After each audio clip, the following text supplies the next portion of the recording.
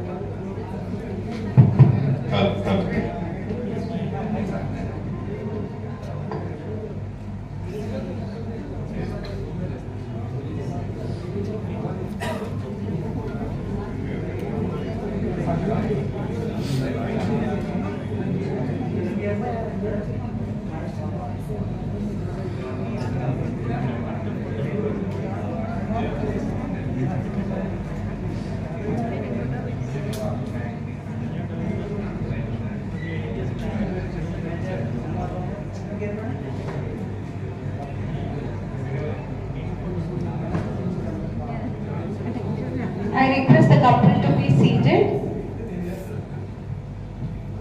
Now it's time to hear from our Shastri sir. I request him to share his feelings.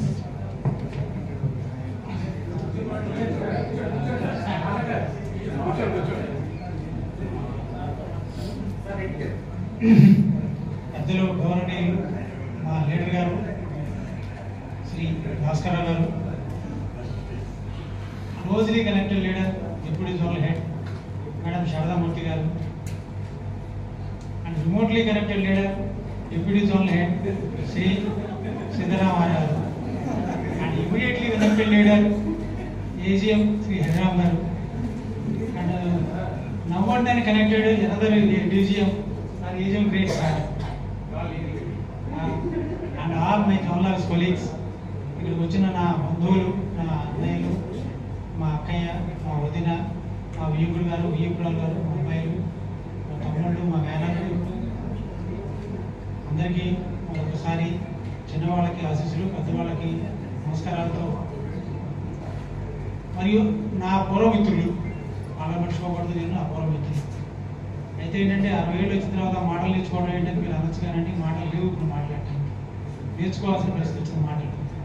అయితే ఏంటంటే అన్నిటికీ మించి ఇందాక మా బ్రదరు ఈనాడు సంపాదకీయంలో ఎక్కడో రాశారట, మరి దానికి సశాస్త్రత ఏంటో వల్ల నాకు తెలియదు, నేను ఆ సంపాదకీయం చేయట్లేదు.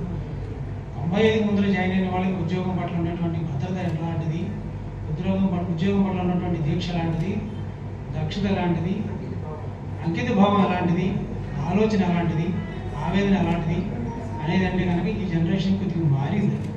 అయితే ఈ జనరేషన్ని తప్పుపడతాం అనద్దు, దయచేసి చిన్నవాళ్ళు ఎవరు కూడా నన్ను తప్పుగా అర్థం చేసుకుంటారు.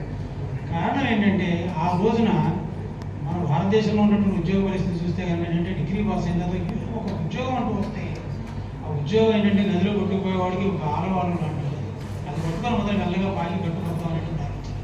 నిజానికి ఆ రోజున బ్యాంకులో జాయిన్ అవ్వాలంటే నిజానికి మనకి ఇప్పుడు వాళ్ళకి తెలియదు కానండి, ఏ డిస్ట్రిక్ట్ కలెక్టర్ చూసినా బ్యాంక్ కంప్లైంట్ చేస్తే విపరీతమైన కోపంగా ఉండేది. ఎందుకోసం ఆ ఇంక్రిమెంట్ కన్నా మన ఇంక్రిమెంట్ ఇక్కడ ఏంటంటే పైగా అన్న ప్రతి కలెక్టర్ అసలు ఆ రోజు నుంచి ఇప్పుడు కలెక్టర్ అనేవాడు నాకు అర్థం కాదు, ఉద్యోగులు చెప్తున్నారేమో బ్యాంకు వాళ్ళందరినీ ద్వేషించండి. ఎందుకోసం అంటే మన పట్ల ఏంటంటే ఒక రకమైన ఉదాసీనత, ఒక రకమైనటువంటి విపరీతమైన ధోరణి. ఇది అప్పుడిప్పుడు కొద్దిగా జడ్జీలు కూడా వచ్చేసింది. మనం ఏం చెప్పినా మన ఆవేదన అర్థం చేసుకోవాలి, మనం ఎంత పారదర్శకంగా ఉన్నా మనం అర్థం కాము, వాళ్ళు మనం అర్థం చేసుకోవాల్సిన విషయం చివరికి మనకి ఏది అర్థం కావట్లేదు. కానీ నిజానికి ఏంటంటేనండి 1986లో మేము ఉండిలో ప్రారంభించినప్పుడు ఏంటంటేనండి, ఇందాక ఫోటోలో మీకు చూపించాల్సింది ఎంవీ శర్మ గారు, మా గురువు గారు ఉండేవారు. చాలా చాలా విపరీతమైనటువంటి డెడికేషన్తోనూ స్పీడ్తోనూ ఇన్స్టిట్యూషన్ అంటే పడిపోయి చేసేటువంటి ఇది వాళ్ళ దగ్గర నుంచి, అలాంటి వాళ్ళ దగ్గర నుంచి కొద్దిగా నేర్చుకొని నిజంగా పెద్దవాళ్ళందరూ అలా కొద్దిగా నేర్పబట్టి ఈ రోజున ఏదైనా ఇలాంటి పెద్దలందరి దగ్గర నుంచి ఇలాంటి ఆశీస్సులు అందుకునే అవకాశం వచ్చింది. అన్నిటికన్నా మించి మా నాన్నగారు, ఆయన టీచరు, ఆయన జీవితంలో చాలా కష్టాలు పడ్డారు. ఆయన నిజానికి ఏంటంటే ఆయన మాకు ఇచ్చింది కేవలం ఏంటంటే ప్రతి మనిషికి తల్లిదండ్రులు ఇచ్చే జన్మ అదొకటి, ప్లస్ కొద్దిగా సంస్కారం, అంటే చదువు. వీటితోనే మరి ఈ రోజున ఏంటంటే ఈ స్థాయికి రాగలిగారు. తర్వాత ఏంటంటే మా నాన్నగారు పడ్డ కష్టాల తర్వాత ఏంటంటే తదుపరితో నెక్స్ట్ టైం మా బ్రదరు పెద్ద ఆయన ఉద్యోగంలోకి వచ్చిన తర్వాత ఏంటంటే ఆయన తండ్రి లాంటి పాత్ర పోషించి మా కుటుంబాన్ని పైకి తీసుకురావడం, మేమందరం కూడా అలా అయిపోయి ఈ రోజున ఏంటంటే ఎవరి జీవితాలు వాళ్ళు కొంతవరకు ఏంటంటే చాలా హాయిగా నెట్టడానికి లేని పరిస్థితులు వచ్చినాయి.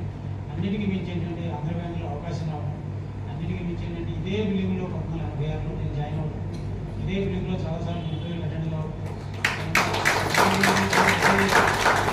ఇదే బిల్డింగ్లో చివరికి రిటైర్ అయ్యే అవకాశం రావడం కూడా నిజంగా గొప్ప అవకాశం. అయితే ఇది ఆంధ్ర బ్యాంకులో కదండి, ఏ బ్యాంకులోనే పెద్దవాళ్ళు చెప్పే విషయాలు అలాగే ఉంటాయి. దాన్ని శ్రద్ధగా వినడం అనేది ఏంటంటే ఆ రోజున అవకాశం ఉండేది కాదు. ఈ రోజున దయచేసి మనకు అర్థమైంది ఏంటంటే అమెరికాన్ అయిపోయి విపరీతమైనటువంటి ప్రజలు వచ్చేసి చెప్పడానికి ఉద్దేశం ఉన్నా కూడా, చెప్పే అవకాశం ఉన్నా కూడా, చెప్పాలని తాపత్రయం ఉన్నా కూడా చెప్పేందుకు టైం లేదు. వినేందుకు అవకాశం ఉన్నా, వినాలని ఆలోచన ఉన్నా, వినాల్సిన అవసరం ఉన్నా కూడా చెబుదామంటే పూర్తిగా చదివే టైం లేదు, పూర్తిగా చదివి చెప్పే టైం లేదు. కాబట్టి ఇలాంటి వృత్తిలో పనిచేస్తున్నాం మనం. కాబట్టి పెద్దలు చాలామందికి అంటే నేర్చుకొని మొన్న కూడా ఒక ఇన్సిడెంట్ జరిగిందండి. ఉన్నటువంటి మనకు ఎంబీఏలో ల్యాడ్లు చాలా వచ్చేసాయి. ల్యాండ్లో చాలా ఎంబీఏలు వచ్చినాయండి. వస్తే కనుక ఏంటంటే చాలా టెన్షన్ మాట, ఇదేంటి ల్యాండ్ అనిపించాలి